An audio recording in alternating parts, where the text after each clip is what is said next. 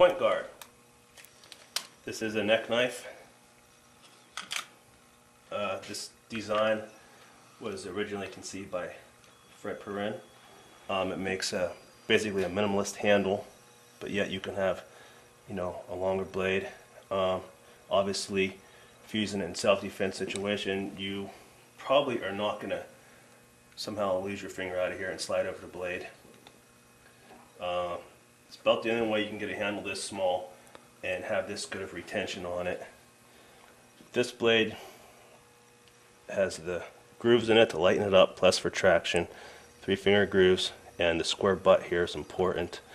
What that is for is when your finger's in here, the palm comes against this flat spot, and that aids you when you're pushing.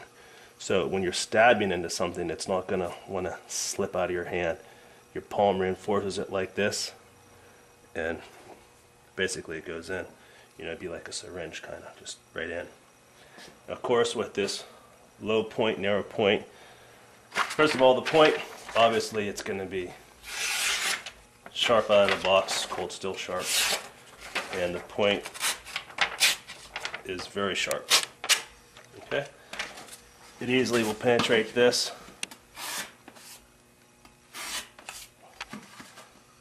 Zero effort because of the acute point.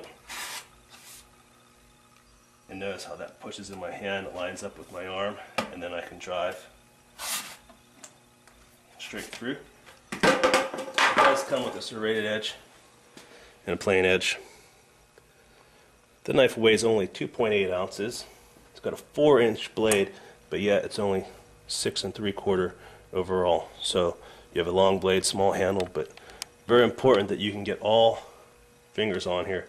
This allows you, when you can get your pinky on the knife, it allows you to, when you're pushing down into something, the knife won't rock in your hand. And if your pinky's off, you lose a lot of leverage. So get your pinky on there, and it aids in a lot of power. You can also just kind of, it's a self-defense knife, but you can also use it for opening boxes. I carry one and hold it just like this a lot. Open boxes, cut paper and stuff. So it's not, only for self-defense, although that's its primary application.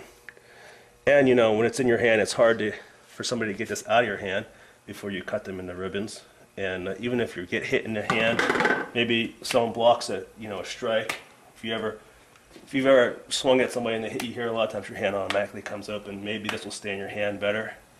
And then, of course, you can also hold this and still easily do other things if that were necessary.